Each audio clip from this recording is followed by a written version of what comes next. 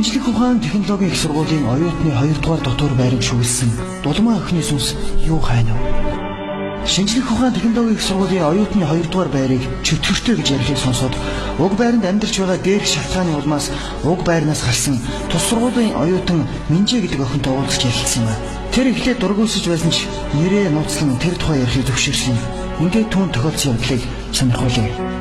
Би тэр байранд ороод удаагүй байлаа. Тэгтэл манай тасагтны хөдөөний охин нэмэгдэн орж ирсэн. Тэрийг Нима гэдэг юм. Бид цуг амьдраад удаагүй байлаа. Тэгтэл нэг шин миний нойр юу хөрөхгүй сэрүү хөвтөж байтал цонх гаднаас тогшиж мэйгаа. Би өндөгөө тарсан чи тайран төстэй охин шалны мод шиг юм гартаа барьчихсан. Намайг гараад ир гэж байх шиг дохоо зогсож байлаа. Би нэг их юм бодсон би порчгоо шаагаад харах оронд нөгөө охин ч алгуулчихсан. Би мэлгээ хайсан ч тэр үе чөтгөр шулунгууд санаанд ороогүй. Тэр өдрөөс хойш өдрийн цагт юм ажиглахдаггүй ш шүн болтохоор идэв юм үзэгдэх болсон. Тэрнээс хойш нэлээд хэд хоногийн дараа шүн дундын үед цонхны доогоор олон цэргүүд алхаад байгаа юм шиг чимээ гарч байснаа. Өрөөний хаалганы бариулыг хэн нэгэн хүн тордор хийлгэн оролдож ирсэн.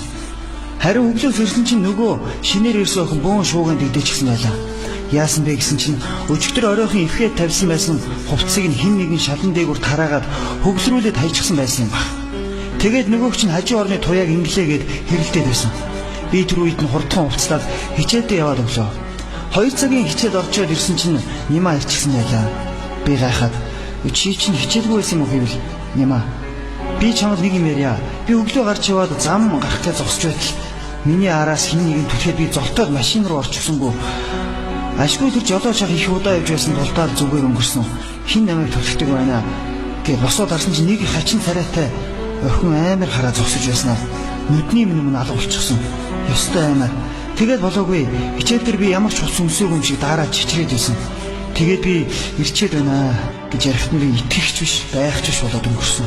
Тэгсэн чинь тэр шин цонх хагах чимээ гарахаар нь цочоод харсан чинь цонхоор нэг хүн гулгаад ороод ирдэг юм байна. Би юу ч дуурч чадахгүй харсаар байтал тэр шууд Нима руу очиод дээрээс нь тонгоож байснаа хоолойг нь 2 гараараа боож хэлсэн. Би хашгирч босоод гэрэл асаачихсан чинь алга болчихсон. Тэгээд хардтал нөгөө хагарсан цонх зүг зүгээр. Өрөөнд айж гайхсан бид хідээс өөр хинч байсангүй. Миний дунаар бүгд сэрчихсэн байлаа. Нима руу очсон чинь тэр хоолойгоо 2 гараараа бариад ухаан алдчихсан байсан. Би харсан бүхнээ ярьсан чинь тэд нар итгэж өгдөггүй намайг тоглоод байна гэсэн.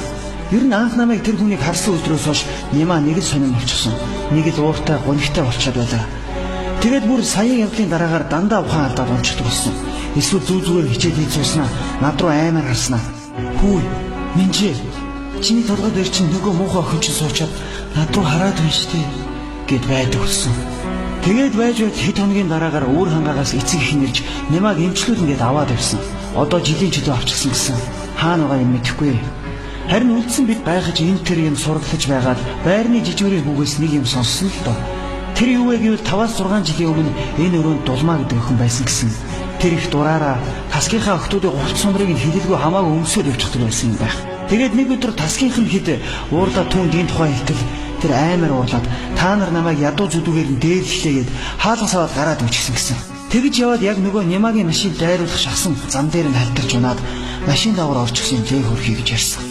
Тэгээд тэрнээс хойш тэр өөрийнхөө байсан өрөөнд хорогдчиход шүн болгон хүний хувцс өмсөж өрөөнд дотор алхдаг. Хувцсны эзнийг нь хорлох гээд байдаг болчихсон гэсэн. Тийм болохоор би тэндээс гараад 2 сар шихэн болж байна. Миний оронд орсон охтыг яаж өгөх юм би мэдэхгүй. Тэд лав айдаг баха. Ингэж үүсэн юм. Ингээд ирхэн сонсогчтой хүндээ хашгирaan аимшигын бүлгийг хүргэж байна гэд үргэлжлүүлэн оюутны байрны холбогдолтой бас нэг босон явдлыг хэлье. Оюутны байранд хорогдсон Чингээ охины сүнс хүмүүсийг айлгасаар байна. Шинжлэх ухаан технологийн их сургуулийн оюутны 1-р дотор байрыг хий үзэгдэлтэй гэж тус байранд байдаг оюутнууд шивэр авирхэн ярилцдаг юм лээ. Энэ талаар тус сургуулийн 1-р дамжааны оюутан мөнхтөр ийхүү ярьсан юм а. Би 2003 оны 9 сард Писторс сансар дахь салбар геодез астрономи ангид элсэн ороод сургуулийнхаа дотор байранд амьдрах болсон. Оюутны амьдралд дасч ядаж байтал саяхан нэг аимшигтай юм болоод би ёстой зовж байна. Эртэл би тасгийнхаа хүүхдүүдтэй хоолоо хийж идчихэд унтахынхаа өмнө элдв чөтгөр шулам сүнс хий үзэгдлийн тухай ярьсаар орой болгосон л да. Бид нар эд бүү халж байсан чинь миний хажуу орны сүхэ гэдэг байна. Хоёулаа доошо буугаад би засчаад ирээ. Миний шээ сүрж байсан ч жаахан залхуураа Жаахан байцсан жагаад гараа л та гэхэд сүхэ. Би дисгүнэ гэд гараад явчлаа. Тэгтэл удалгүй сүхэгийн муухай хашгирах дуу коридор тарлаа.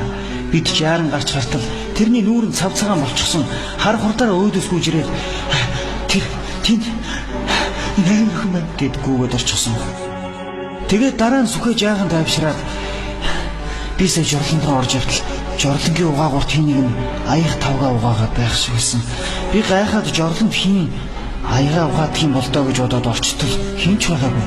Тэгэхээр шээжээр буцаад гарах гэсэн чинь угаалтуурын хажууд нэг өндөр охин цаашаа гараад зогсож байсан. Тэгээд намайг хаалга хаах чимээнээр тэр эргэж харсан. Йоо, ёстой амар юм харагдсан.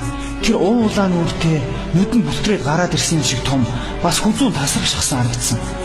Би хажуугаар нь яаж гарснаач мэдэхгүй нэг л мэдэд коридорт мужижсэн. Тэр миний араас "Задма, чи хүүхдээ харахгүй юм уу? Чиний шүү дээ" гэд муухай цөөнгөцсөн хоолойгоор хашгираад байсан гэж яхад бид өмнө чөтгөрийн тухай ярьж байсан болохоор түүнийг тоглоом хийгээд байна гэж бодоод итгэлгүй шоолж имэйлгээд өнгөрсөн. Тэгээд бид нар орондоо орцгоосон юм. Тэгтэл жуудлагын миний шээс үрэл болдоггүй. Гарч шээгээс өөр ямар ч аргагүй боллоо. Нойрмоглон жорлон руу алхаж явбал сүхэгийн яриад байсан аяг угаах чимээ надад сонсогдлоо. Би ч тэгэнгүүт нь айгаад эргээд гүйсэн чинь араас хөөх хүний хөлийн чимээ гарлаа. Би хальт эргээд харсан чинь нэг хар юм надад бараг тулаад ирчихсэн байсан. Би золтоод ухаан алдчихаагүй зүгцээр өрөөндөө ороод дотроос нь төвжээд чимээ чагнавал хаалганы цаана хүний хөлийн чимээ гарч байснаа хаалга татах шиг болсон. Хаалганы цаанаас ялцарч модсон махнаас гардаг шиг үнэрсэн хийсэн. Тэгснэ чимээг болсон. Тэгтэл би хамгийн ихээр айж үзсэн. Маргааш өглөөнөөс нь эхлээд сүхэ бид хоёрын бие өвдөд халуураад нүд харанхуулаад хичээлдээ 3 хоног очиж чадаагүй.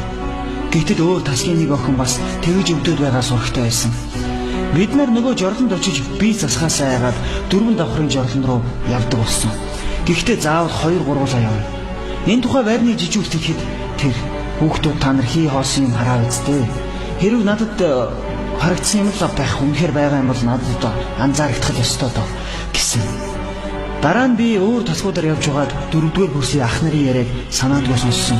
Тэдний нэг нь нөгөө Чингээгийн сүнс 1-р курсын 2 бацааныг өгтөл нь айлгсан юм шиг байна гэхэд нэг нь Чингээгийн сүнс гэж юу юм бэ гэсэн. Тэгтэл нэг нь чи одоо утга мэдтгүй юм уу?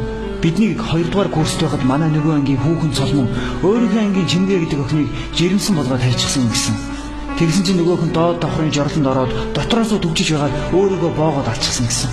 Тэгээд нөгөө шүн болохоор хүн үйлх аяг таваг хаглах угаах чимээ гардаг болсон юм лээ. Тэгээд ганцаараа яваа хүний дагаад байх шиг чимээ гардаг болчихсон гэсэн хэцгээ ярьцгааж байлаа. Одоохондоо ийм тийм юм дахин мэддэггүй ч гэсэн заримдаа хин нэгэн дагаадч байгаа юм шиг хүн санаа алдаач байгаа юм шиг санагдаад байгаа. Ялангуяа коридорт хийргүү харанхуй болохоор коридорын мухарт ямар нэг юм байгаад байгаа нь илт мэддэг юм аа. Ер нь их аймтаа гэдэг. Зарим нь ер нь ярмаар гэнэ ярихгүй ч болно.